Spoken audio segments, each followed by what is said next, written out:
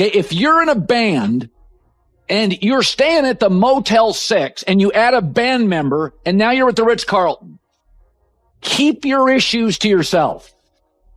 All right? You went from a Motel 6 in a sketchy part of town to a Four Seasons in the shopping district. Stop. A memorable moment at the WNBA All-Star Game was seen by 27 million viewers. However, the ensuing news conference caused a significant dispute that compelled the basketball community to take sides. Never one to hold back, Colin Cowherd attacked Los Angeles Sparks star Kelsey Plum with one of the toughest criticisms seen in sports media in recent memory. This isn't your typical sports disagreement. It has to do with appreciation, respect, and the dangerous practice of biting the hand that feeds you. Without a doubt, Colin Cowherd was enraged. The 2025 WNBA All-Star Game was supposed to be a celebration and a display of the best players in the league on Saturday night in Indianapolis at Gainbridge Fieldhouse. Rather, it became one of the most deafening moments in the history of modern athletics. Well, it was a very powerful moment. We didn't, at least as players, we didn't know that was going to happen. So I think it was kind of like a genuine surprise, but the t-shirt, just united front was determined this morning, that we had a meeting for. And, not to tattletale, but 0 members of Team Clark were very present for that. But no, we were just, we had a very, that really needed to be mentioned. I'm trying to make a situation light, okay? But yeah, no, I think it was just all of us getting on the same page for the game. We wanted to do something that was just united and collective, and I thought that it was a very powerful moment and got the point across. And sometimes you don't have to say anything. Both All-Star teams showed out for warm-up sporting black t-shirts with the simple, eye-catching slogan, "Pay us what you owe us." The audience went crazy. WNBA players banded together to protest financial conflicts and contract negotiations in front of 27 million people. It was well-planned, effective, and had an impact on the basketball community. However, things abruptly changed after that.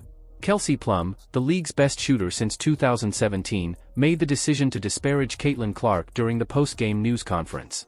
And she did it with a degree of deliberate accuracy that would make anyone's blood boil rather than in a subtle or diplomatic manner. I think it was a terrible PR decision.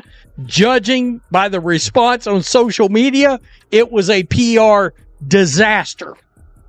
All right, an absurd move right before the All-Star. Looking back on the t-shirt protest, Plum stated, "It was a very powerful moment.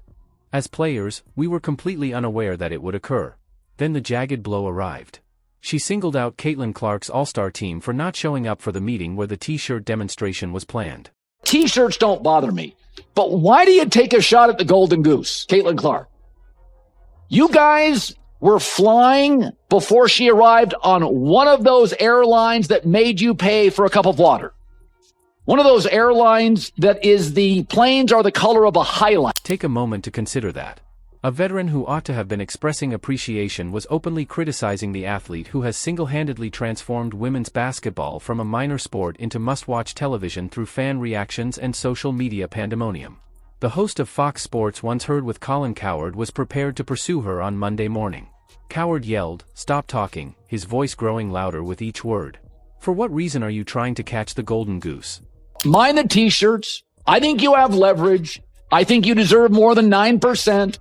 But it's just misstep after misstep. It's time to grow up, girls. However, that was just the first shot. A verbal takedown that will stick in people's memories for years came next.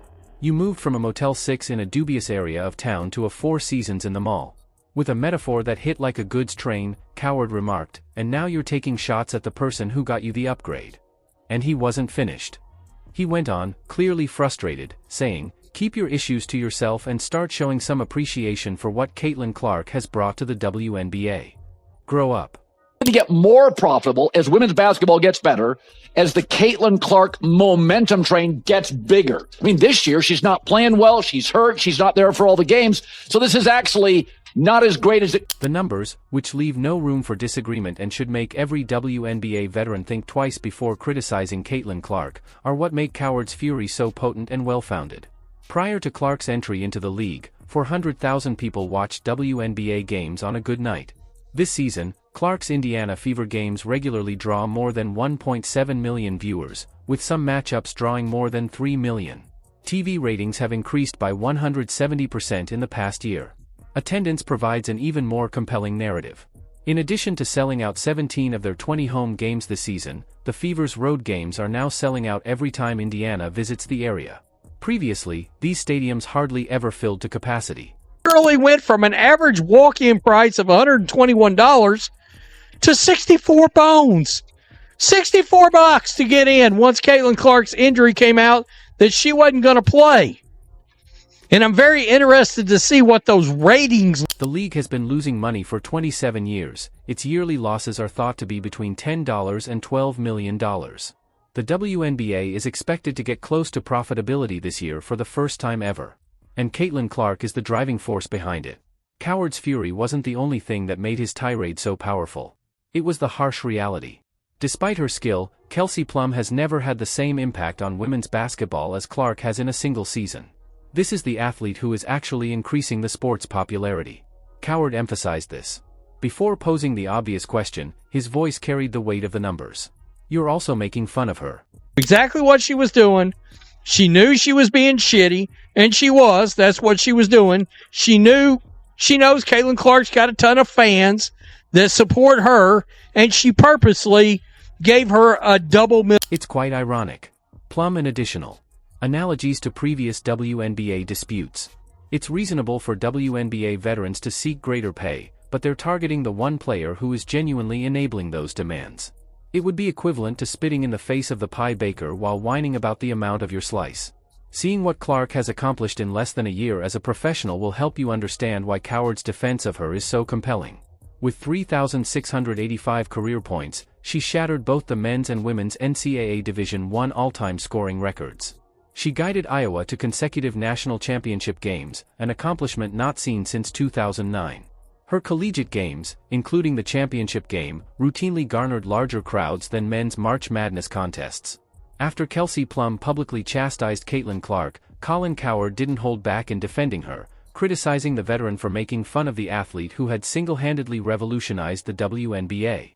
In her first season, Clark has transformed the league from a struggling to a successful one, increasing revenue, TV ratings, sold-out arenas, and endorsements. Plum, on the other hand, has never had the same impact as Clark despite her talent and accomplishments. Cowherd characterized Plum's remarks as jealousy and poor judgment, cautioning that disparaging the league star is a form of economic suicide as well as poor sportsmanship. His message was unambiguous. Recognize the player who is responsible for your success. Stop allowing animosity to undermine the league and save the golden goose. Clark is a transcendent star in the WNBA, and how veterans react to her right now could decide whether she stays or moves on.